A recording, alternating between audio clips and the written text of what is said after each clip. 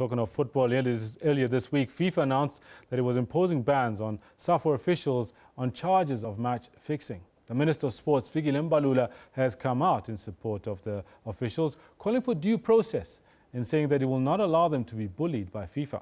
One of them, former head of referees, Steve Goddard, is here with us this morning. Steve, thank you so much for coming through to see us. Welcome. Just yesterday, the Minister of Sports had a press conference, and in that conference, he mentioned that he wanted to support you and the other officials in making sure that due process was being followed by FIFA and that he was not going to allow you to be bullied. He also mentioned that the lawyers had been and were going to get in touch with you.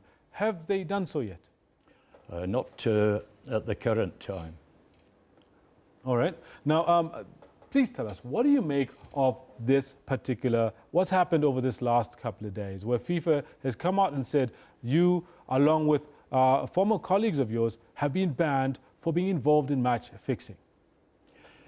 Well, the first issue is that we reported the number of referees that have been involved with Football for You. And this was reported to the two instructors from FIFA who came down at the beginning of August to conduct courses for the national referees team. May I ask you this, which year was this? This was 2010, it was August 2010.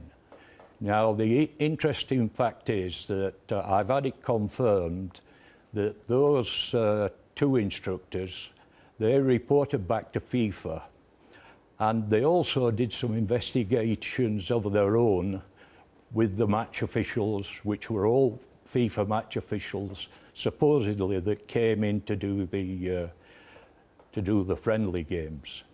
Now, the issue is that FIFA has been confirmed by Terry Steens, who was one of the original investigators that came down here.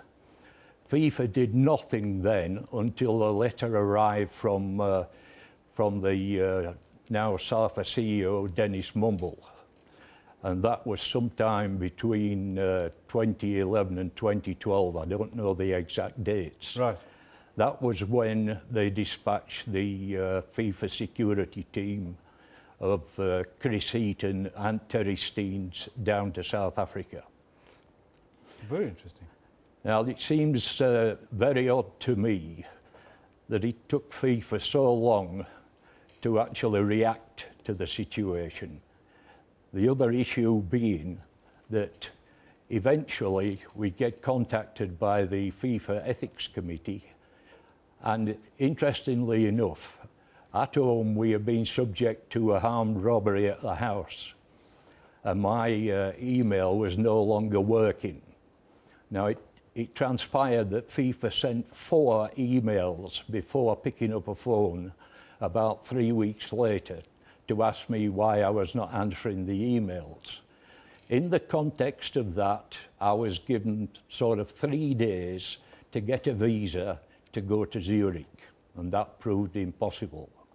They said that was the deadline. The deadline they were going to meet was June in 2015. Wow. So if I can just finish the situation, they eventually sent a documentation and demanded that answers were given, in my case, to 45 questions. The tone of the questions had you guilty at that point of something, not knowing what. But the answer came when it said you were allowed to appeal, and please attend a meeting on the 1st, 2nd and 3rd of March this year.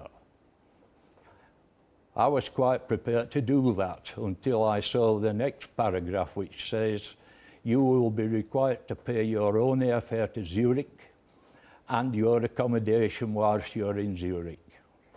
So, being polite, I told them where to go. My word.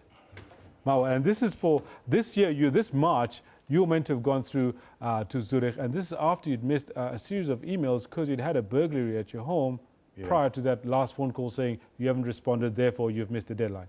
Yes. I think the thing is that these characters on the FIFA Ethics Committee have never seen me face to face, don't know me, yet they've made a decision. And I sense that along the way there's some collusion. Difficult to prove, but it seems very odd that one can be tried in your absence. Absolutely. Here's a question for you, for our viewers to actually get it from you. Have you ever fixed a match? Never at all. When I was refereeing, nobody ever approached me to fix anything. And in 30 years of football, I have never fixed. I have constantly got into a situation where I've been tackling the corruption. I was still tackling the corruption on the Friday night before the document arrived from FIFA on the Sunday. I was tackling corruption in KZN Motsepe League, and that was where a bribe was being solicited for 12,000 rands. Now, I say to myself, 30 years for what? And as Sylvester and Darby kindly said, we've known each other for 30 years, how can this possibly happen? Did you ever see match fixing happen around you in the time that you've been working with SAFA and football in South Africa? Have you ever seen it happen? I've seen it happen. I was once appointed to a game in Durban back in the 80s, where I was then removed after I'd arrived down there and replaced by another referee with two assistants who were trying to fix a game between Swallows and, at the time, Durban City. In fact, they did such a good job that they failed to punish a blatant push just under the crossbar, and the goal was conceded, which went against what they were trying to do. A Swallows player said to me on the way back to Johannesburg on the plane, we were offered 4,000 rands each to fix that game. That was one of the first.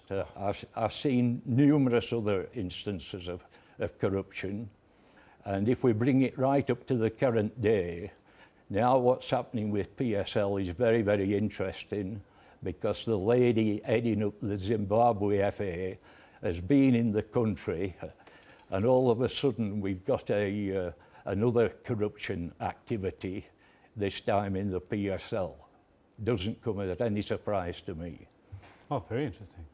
Very interesting. Around the 2010 and the friendlies going into the 2010 World Cup and Bafana Bafana, is there anything that you saw that was untoward in the officiating? Well, I found out just before the second friendly was played that the Football for You operation had been going for many years, and David Farney, who was visiting here, he actually came in on a CAF match. He stayed over to be the match commissioner on the second friendly. When I met him the day before, he needed to know the detail of what was going on in the game, being the match commissioner. I gave him the detail, and I also mentioned Football for You. He immediately told me that these people had infiltrated the Botswana FA and tried to fix there, and it cost the president of the Botswana FA his job, and that was where David Farney was. Now, I reported that back verbally to people within SAFA. After 2 days, I realised nothing was happening, so I rang the president, Mr. Kirsten Matandani, and I told him exactly what our colleague from Botswana had said, and I told him to get in contact with him. After that, nothing happened. Now, I look at an article, and this is what's really fired me up.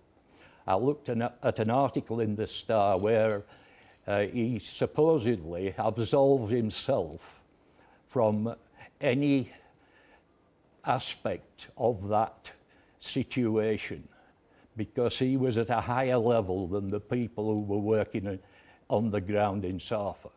And that really annoys me. Yeah, he did say something about how it was more naivety from Safa's side as opposed to direct corruption that these things were allowed to happen and did happen. Yeah. As I say, 2 days ago, that appeared in the Star. Now, it's simply put, a lot of the people who were involved in the corruption are still in and around football one way or another. When I listened to the ethics committee, and as I've said before, I didn't even know Safa had an ethics committee. And that came as a big surprise to me, and I'm saying to myself, well, if there's an ethics committee there, why do they leave the job for FIFA to do? And this is where one's got to turn around and say, it's now time to bring a mass of things out into the open, and that's what I'm going to do. We're waiting for that, because one of the things that I do know is running up to the 2010 FIFA World Cup, there were a couple of matches which were quite interesting. Bafana Bafana were doing extremely well. There is one in question, 5-0 against Guatemala we won, leading up to 2010. That was quite odd. I mean, that's the one that sticks out is, wow, there are flags all over that one. Yes, at the conclusion of that match, I spoke to Dennis Mumble and told him exactly what was happening. Now, he was the team manager of Bafana Bafana at the time. The other thing I've since When you said exactly what was happening, what do you mean? What did you say to Dennis Mumble? I said to him, this match has been fixed.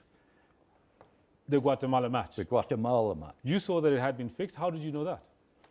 Well, I knew it had been fixed because I was fighting in the trenches to stop these things happening. Remember, these games were coming every 3 days.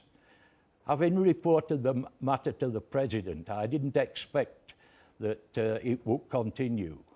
But as I say, nothing happened. Wow. We certainly are waiting for that explosive expose that you're going to be coming out with. When are you planning to do that, and in what form? How are you going to be letting everybody know exactly what went on? Well, as far as the issue goes with the findings by the FIFA Ethics Committee, I am guilty of challenging them if they've ever looked at the word ethics, and that won't help me a great deal. But to hell, if at my age I'm going to be accused of something I haven't done. It was not just the 5 friendly games which we tried to stop this thing. They tried to infiltrate a whole load of other friendly games, including the States against, at that time, were playing Australia. I had already allocated match officials to the game here, and then the Football for You brought in 3 match officials from Bosnia-Herzegovina with a view to putting them on that match. They were blocked and they flew back to Bosnia-Herzegovina. Wow.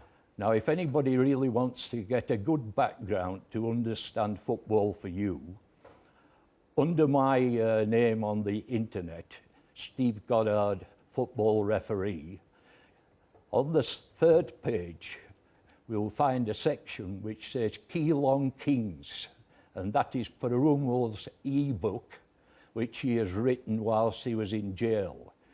And if people look and see what Perumal says about me in his article there, then they've got a better chance of understanding my background and what I've always done in South Africa. Steve, thank you for coming through. You've said some explosive stuff. I believe there's a whole lot more that you can share with us as well as our viewers. A lot of them have been very interested to hear what you had to say, because some didn't believe that you or any of the others were guilty of match fixing. but I am very happy that we're getting to hear it from you, from the proverbial horse's mouth, so to speak. Yes, you're welcome. Now, Steve Goddard, former referee, former head of referees for SAFA, speaking to us about the FIFA ban.